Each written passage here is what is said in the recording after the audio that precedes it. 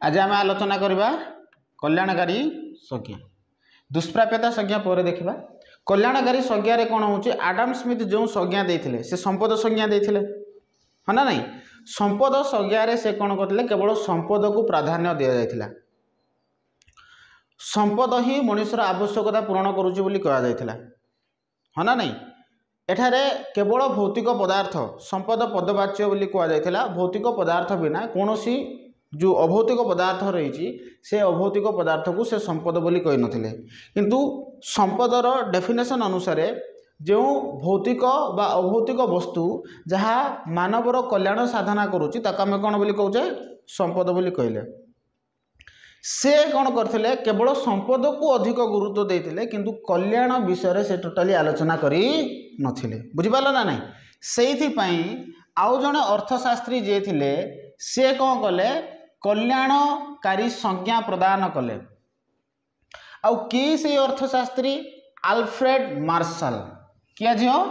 Alfred martial आपको देखुच ना ये होचनी के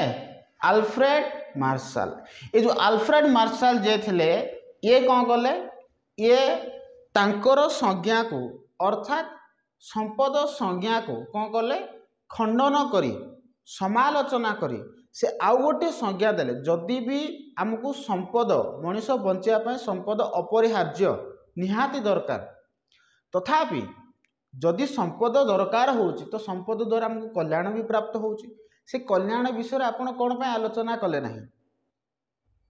बुझेला ना नहीं तेणु ये कौन करते संपद प्राप्त हैला परे जो कल्याण प्राप्त होची से विषय से एठारे आलोचना करते तो कौन तांकर समालोचना थिला आउ कौन तांकर कल्याणकारी संज्ञा थिला एबे देखिबा आडम स्मिथ जे थिले ये कौन करते अर्थशास्त्र जो संपद संज्ञा जे देथिले आडम स्मिथ को द्वारा प्रदत्त संज्ञा को ये प्रत्याख्यान करते कही कि नाई नाई तुम जोटा कहो से कम्प्लीटली ठीक नुह नो डाउट किसी ठीक है पारे किंतु कम्प्लीटली से कौन नुह ठीक नुह से कौन करते ये जड़े इंग्राज अर्थशास्त्री थिले तेणु आल्फ्रेड मार्शल से कौन कले गोटे नूतन संज्ञा प्रदान करते द्वारा प्रदत्त संज्ञा को कहुला कल्याणकारी संज्ञा क्यों संज्ञा कहुला कल्याणकारी संज्ञा बुझेला ना नहीं से कौन कहते कि 1890 मसीह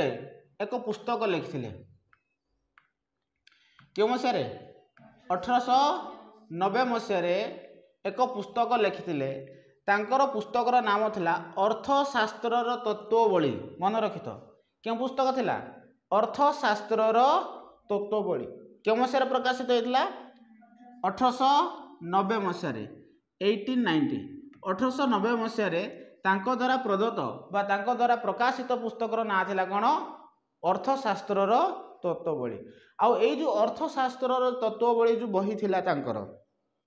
बा पुस्तक थिला तांकर सही पुस्तकरू कल्याणकारी संज्ञा से जो पुस्तक से लिखिले से पुस्तकरू कल्याणकारी संज्ञा आसी बुझिपाल ना से कौन कहते कल्याणकारी संज्ञा को लेकिन कल्याणकारी संज्ञा कौन एमती जिनस थिला जो जिनस को से जड़ाइबा को चाहूले से कहते कि अर्थशास्त्र जीवनर साधारण कार्यावली को अध्ययन करे आमे पढ़ी ना अर्थशास्त्र को क्यों विज्ञान बोली कहुच्छी अर्थशास्त्र को क्यों विज्ञान सामाजिक विज्ञान अर्थशास्त्र गोटे क्यों विज्ञान सामाजिक विज्ञान जदि सामाजिक विज्ञान ताले समाज रे घटुवा घटना गुड़ी को अर्थशास्त्र निहाती अध्ययन करिवो हाँ ना नहीं तेणु से कौन कहते से कहूँ अर्थशास्त्र ये जीवनर साधारण कार्यावली को अध्ययन करिवो कहार से गोटे व्यक्तिर हो पारे बा समाजर हो पारे गोटे व्यक्तिर कार्यावली को अध्ययन करि पारे नले गोटे समाजर कार्यावली को अध्ययन करे किंतु कौन करिवो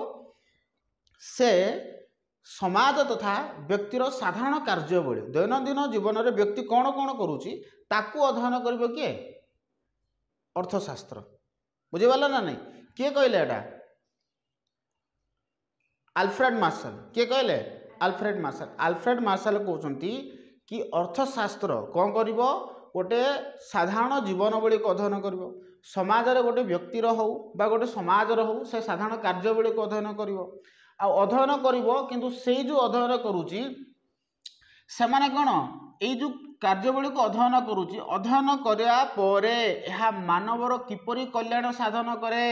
भौतिक वस्तु जो से जो प्राप्त करुच्ची मनुष्य चलिया भौतिक पदार्थ जो पाऊँच से भौतिक पदार्थ को आधार करिकी जदि भौतिक पदार्थ पाऊँच सत कथा से भौतिक पदार्थ तार आवश्यकता पूर्ण करुच्ची सत कथा किंतु सही आवश्यकता जितेबाला तार पूर्ण होउची किपरि भावरे तार कल्याण होउची से जिनस को से अध्ययन करे बोली कहले बुझिपाल ना नहीं मोटामोटी भाव में जदि कहवा जो आल्फ्रेड मार्शल जी थे से जड़े इंग्राजी अर्थशास्त्री थे कौन करते अर्थशास्त्र तत्वबली पुस्तक जोड़ा थिला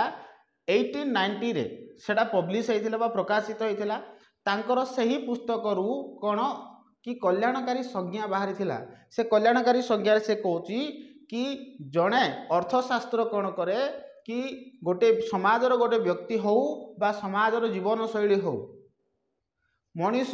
प्रत्येक दिन में कौन कौन कार्य करुच्ची कौ भौतिक वस्तु को से ग्रहण करुच्ची आउ से भौतिक वस्तु प्राप्त कला परे तार कौन साधन होउची किपरि कल्याण साधन होउची ताकू से गुरुत्व देथिले आडम स्मिथ जी थे से कहले कि भौतिक वस्तु प्राप्त करिवो जड़े मनीष आवश्यकता पूरण निमित्त भौतिक वस्तु अपरिहार्य तेणु मनीष कौन करे भौतिक वस्तु प्राप्त करे आउ ताकू ही संपद बोली कहले ये कौन कले तांकर कॉन्सेप्ट रे आउ गोटे कॉन्सेप्ट ऐड कले सी कहले कि आमे जो समाज रे बा गोटे व्यक्ति दैनंदिन जीवन में जो भौतिक वस्तु प्राप्त करुच्ची सेही भौतिक वस्तु प्राप्त कला परे तांकर कल्याण साधन होउची से विषय से मत देथिले अर्थात आंकर मत थिला भौतिक वस्तु प्राप्त कला परे व्यक्ति किपरि तांकर कल्याण साधन होउची से विषय से अधिक गुरुत्व देथिले एति बुझियला बुझिपाला तो देखो तेणु आमे जदि देखिबा कि गोटे व्यक्ति भौतिक वस्तु प्राप्त कला परे किपरि तार कल्याण साधन होउची देखो एठरे किछि इमेज दिया जायछि गोटे व्यक्ति जेतेबेले कोन करूची कि कोनोसी भी भौतिक वस्तु प्राप्त करू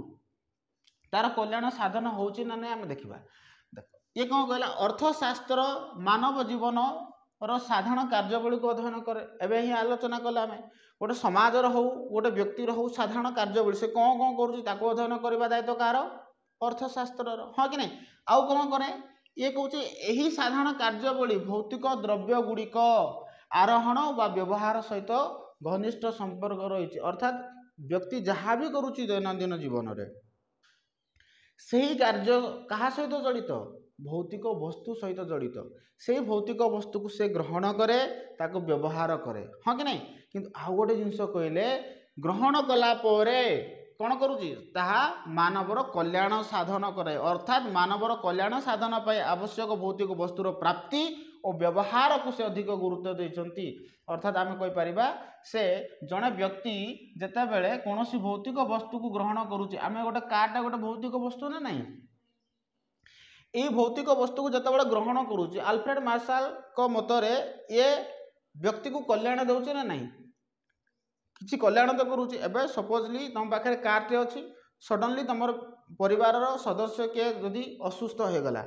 से समय तुम ताको धरिकी हॉस्पिटल को जाई परुछ ता माने हॉस्पिटल को गल जोथिपाई तांकर जीवन कौन है बंचीगला तो एबे को यही कार थिबा जगु तुमर कल्याण है ना नहीं है तो वर्तमान देख भौतिक वस्तु प्राप्ति सहित से भौतिक वस्तु आमको कल्याण साधन करे बोली किए कहले आल्फ्रेड मार्शल कहले ताकू से एठारे अध्ययन करचंती देख भौतिक वस्तु गुड़ाक कथा जदि कहबा एगुड़ाक सब भौतिक वस्तु भौतिक ना नहीं तुम खाद्य कथा कह कौन भी खाद्य कथा कह तुम कोल्ड ड्रिंक कथा कह कॉफी कथा कह जेकोसी जिनस कथा कह जो जिनस भौतिक वस्तु आम जिते खाद्य खाऊचे यही खाद्य खाइबा फल आमर कल्याण होउची भोक मेंटुची कार्य करने शक्ति आसूची आम अधिक फोर्स रे काम करि पारुचे जहाँ फल कौन होची आम जिते भल काम करुचे यार रिजल्ट भी भल होउची तो यही खाद्य आमर कल्याण करुची ना नहीं करुची हाँ ना नहीं किंतु आडम स्मिथ कौन कहला आडम स्मिथ कहते केवल भौतिक वस्तु ही संपद पदवाच्य किंतु से कही नथिले गोटे भौतिक वस्तु प्राप्ति हैला परे से भौतिक वस्तु आमको किपरि कल्याण प्रदान करे से विषय से कही नथिले बुझाला ना नहीं तुमको अत्यधिक गरम लगुच तो कोल्ड ड्रिंक पीब कोल्ड ड्रिंक जिते पीछ तुमको टे शांति लगुच आउ टे फर्सली कम कर शीत दिन अधिक शीत होची तो तुमको टे कॉफी कि